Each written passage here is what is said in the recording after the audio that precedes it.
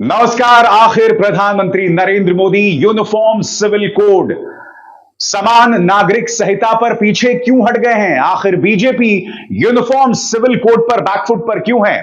और मुद्दा नंबर 2, किस तरह से प्रधानमंत्री नरेंद्र मोदी का वो नारा, एक अकेला सब पर भारी, पूरी तरह से टाए टाए फिस हो गया है?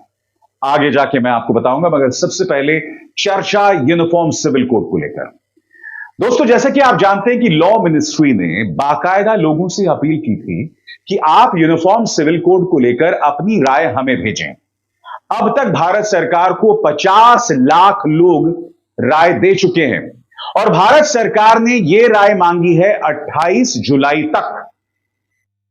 और जैसा कि आप जानते हैं 20 जुलाई को शुरू होने वाला है मॉनसून सत्र। इसका अर्थ क्या हुआ दोस्तों? इसका अर्थ यह हुआ कि मॉनसून सत्र में यूनिफॉर्म सिविल कोड को लेकर जो है बिल नहीं आने वाला है, और मैं आपको बतलाऊंगा आखिर क्यों। क्योंकि यह वो सरकार है दोस्तों जो अपने घटक दलों से मशवरा नहीं करती। मसलन एक लंबे अरसे के बाद एनडीए की घटक दलों की बैठक हो रही है, मंगलवार को हुई।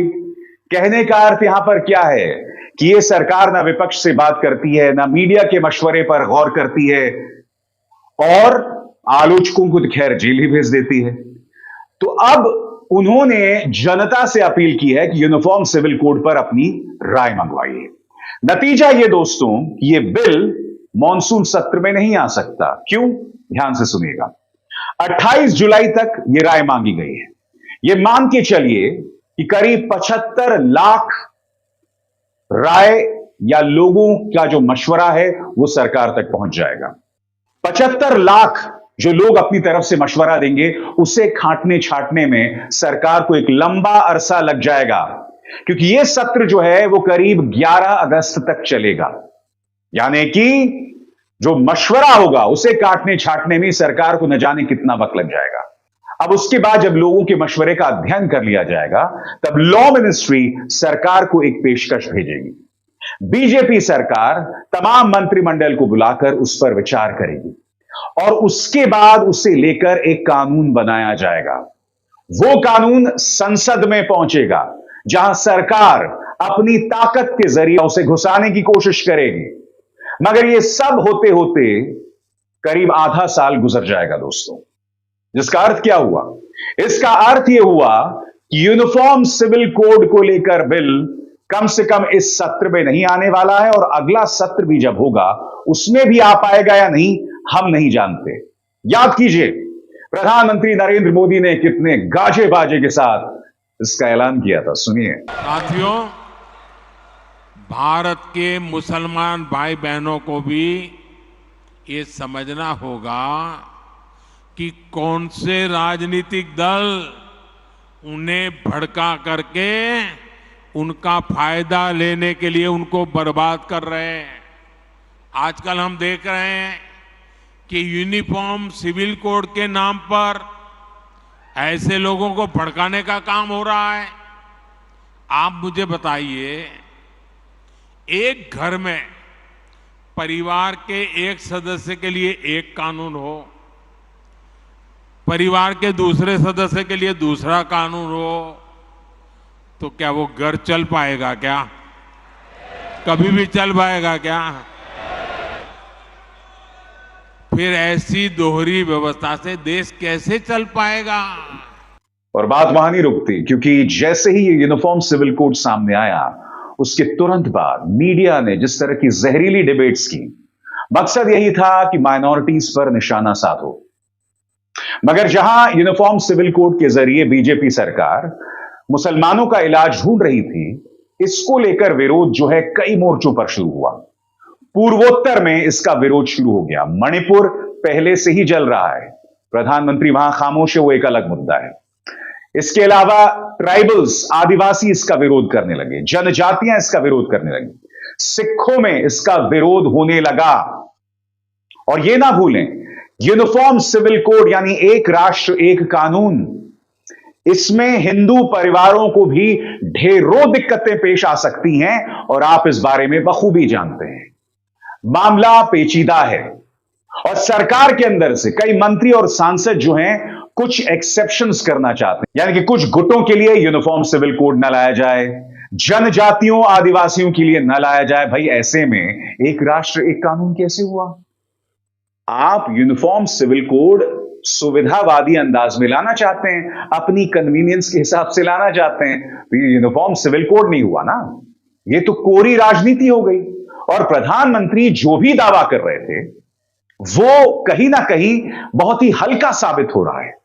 उसकी जो गंभीरता है वो कम हो रही है, खासकर इस बात की पृष्ठभूमि में कि इस वक्त भाजपा के अंदर कई मंत्री, कई सांसद जो हैं ये पेशकश कर रहे हैं कि इस बिल से कुछ जातियों को या कुछ लोगों को हटाया जाए, ट्राइबल्स को हटाया जाए, नॉर्थ ईस्ट से कुछ लोगों को हटाया जाए। ऐसा नहीं होता है। यानी कि जिस मकसद से आप ला रहे हैं उसका मकसद सिर्फ एक है, क्योंकि आप जानते हैं कि इसकी प्रतिक्रिया मुसलमानों में होगी और जैसे ही वो प्रतिक्रिया होगी भाजपा का काम हो जाएगा। जो बाकी बचा हुआ काम है वो गोदी मीडिया कर देगा, क्योंकि यूनिफॉर्म सिविल कोड पर जो कचरा इन्होंने चलाया वो आपके सामने है। ये सरकार चाहती है कि असली मुद्दों से आपका ध्यान भटकाया जाए, इसीलिए प्रधानमंत्री यूनिफॉर्म सिविल कोड का शिगुफा छोड़ देते हैं। यह देश इतना बहुआयामी है, इतनी विविधता है कि एक कानून से चलाना मुश्किल है, नामुमकिन है।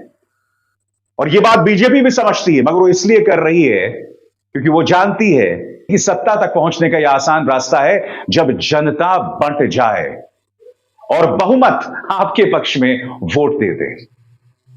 क्योंकि हो क्या रहा है, बेंगलुरु में जब विपक्ष अपनी ताकत दिखाती है तो बीजेपी हिल जाती है। भारतीय जनता पार्टी के अध्यक्ष जेपी नड्डा कहते हैं कि हमारे साथ 38 दल हैं। सुनिए क्या कहा था उन्होंने। और कुल मिलाकर के अभी तक 38 हमारे पार्टनर्स, जो हमारे एनडीए के पार्टनर्स हैं, उनकी कंफर्मेशन आ चुकी है। तो 38 पार्टनर्स कल इस मीटिंग में पार्टिसिपेट करेंगे। इसका अर्थ क्या हुआ दोस्तों? इसका अर्थ यह हुआ कि एक अकेला सब पर भारी का नारा फ्लॉप हो गया, टाए टाए फिस हो गया। याद है प्रधानमंत्री ने क्या कहा था? सुनिए। एक अकेला कितनों को भारी पड़ रहा है। आज ये जो नारा है ना, एक अकेला सब पर भारी, वो पूरी तरह से टाए टाए फिस हो गया। और मैं आपको बताता हूं क्यों।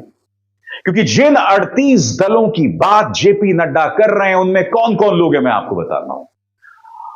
ओपी राजभर, वो ओपी राजभर जो प्रधानमंत्री को पानी पी पी कर गाली देते थे, जिनकी पार्टी में मुख्तार अंसारी का बेटा अब्बास अंसारी है, जिसे मुख्यमंत्री आदित्यनाथ ने जेल भेज दिया था, वो पार्टी आपके साथ है।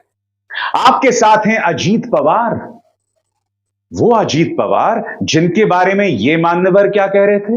अजीत दादा चक्की पिसिंग पिसिंग पिसिंग एंड पिसिंग, चक्की पिसिंग एंड पिसिंग एंड पिसिंग। यानी कि आप अपराध के साथ सांठगांठ कर रहे हैं, जिन्हें आप आतंकवादी बताते हैं उनके साथ सांठगांठ कर रहे हैं। आप भ्रष्टाचारियों के साथ सांठगांठ करें। याद कीजिए एनसीपी को लेकर खुद प्रधानमंत्री ने क्या कहा था, सुनिए। अगर मैं एनसीपी की बात करूं तो एनसीपी पर भी करीब करीब 70,000 करोड़ रुपए के घोटालों का आरोप है। महाराष्ट्र स्टेट कोऑपरेटिव बैंक घोटाला, महाराष्ट्र सिंचाई घोटाला, अवैध खनन घोटाला, इनकी लिस्ट भी बहुत लंबी है। अब आप बताइए क्या मायने रह गए एक अकेला सब पर भारी का जो नारा है? ये जो एक अकेला सब पर भारी का नारा है ना, ये बुनियादी मुद्दों से आपका ध्यान भटकाना है और उसके अलावा कुछ नहीं। एक काल्पनिक कहानी सुनाता हूं, ध्यान से सुनिएगा।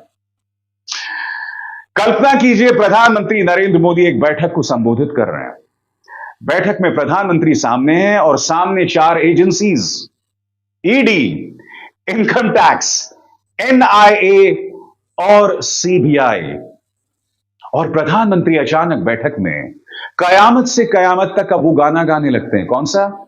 अकेले हैं तो क्या हम हैं, चाहे तो हमारे बस में क्या नहीं। प्रधानमंत्री आगे कहते हैं, बस एक जरा साथ हो तेरा। जवाब में तमाम एजेंसियां कोरस में गाती हैं यानी ईडी, इनकम टैक्स, सीबीआई, तमाम लोग जो हैं कोरस में गाते हैं, तेरे तो हैं हम कब से पीएम। मजाक था दोस्तों, मगर यह हकीकत है। इसीलिए मैं बार बार कहता हूं, ये जो एक अकेला सब पर भारी वाला जो नारा है ना, वो पूरी तरह से फ्लॉप हो गया है, पूरी तरह से फ्लॉप हो गया है। क्योंकि प्रधानमंत्री के साथ, जैसा कि नड्डा साहब बोल रहे हैं, 38 दल हैं, प्रधानमंत्री के साथ 4 एजेंसीज हैं, प्रधानमंत्री के साथ मीडिया के गुल्लू कालू पापा की परियां हैं, यानी गोदी मीडिया है पूरी तरह से। ऐसे में यह दावा कैसे किया जा सकता है कि एक अकेला सब पर भारी? अगर यह एक अकेला सब पर भारी है, तो यह एक अकेला सिर्फ एजेंसीज की मदद से सब पर अपना वजन दिखाता है। अगर यह एक अकेला सब पर भारी होता, तो यह अब तक मणिपुर पहुंच जाते। सुनिए मीराबाई चानू क्या अपील कर रही हैं प्रधानमंत्री से। देश की आन बान शान है मीराबाई चानू, क्या कह रही हैं, आइए सुनते हैं। सभी को नमस्ते। मणिपुर में अभी चल रही लड़ाई 3 महीने होने वाला है, अभी तक शांति नहीं ला पा रही है। ये लड़ाई की वजह से काफी प्लेयर्स को ट्रेनिंग नहीं कर पा रही है और स्टूडेंट को पढ़ाई में डिस्टर्ब हो रही है। कई लोगों की जान जा चुकी है और बहुत सारे घर जल चुकी है। मणिपुर में मेरा घर है। फिलहाल मैं अभी यूएसए में हूँ। आने वाली वर्ल्ड चैंपियनशिप और एशियन गेम्स के लिए तैयारी कर रही हूँ। मैं मणिपुर में नहीं हूँ, फिर भी सोचती हूँ, देखती हूँ कि कब खत्म होगी ये लड़ाई। मैं अपील करना चाहूंगी कि हमारी प्राइम मिनिस्टर जी और होम मिनिस्टर जी को जो लड़ाई चल रही है उसको जल्दी से जल्दी ठीक करे और मणिपुर की सभी प्रजा को बचा लीजिए और मणिपुर की पहले जैसे शांति जो है वो लाइए। धन्यवाद। अब बताइए, कहां गया वो नारा एक अकेला सब पर भारी? अगर ये एक अकेला सब पर भारी है, तो ये एक अकेला देश की समस्याओं पर भारी क्यों नहीं है?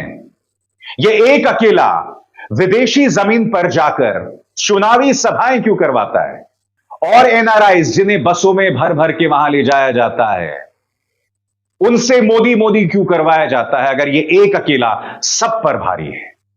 हकीकत यह है कि ये एक अकेला और इनकी जो पॉलिटिकल पार्टी है वो सिर्फ सियासत करना जानती है, सिर्फ राजनीति करना जानती है और उस राजनीति के लिए ये हर किसी के साथ हाथ मिलाने को तैयार है। चाहे अजीत पवार हो, चाहे अब्बास अंसारी हो, चाहे ओपी राजभर हो, किसी के साथ भी ये लोग हाथ मिलाने को तैयार हैं। जिन्हें एक जमाने में देशद्रोही या अब भी देशद्रोही कहते थे, महबूबा मुफ्ती, उनके साथ भी 3 साल सरकार चलाई है। क्या समझते हैं आप? तो ये अपने आप में कितने दुख की बात है कि एक पॉलिटिकल पार्टी जो एक जमाने में पार्टी ऑफ द डिफरेंस होने का दावा करती थी, उसकी अब कोई नीतियां नहीं, वो अब हर मुद्दे पर समझौता करने को तैयार है, जो शर्मनाक है दोस्तों। अभिसार शर्मा को दीजिए इजाजत। नमस्कार।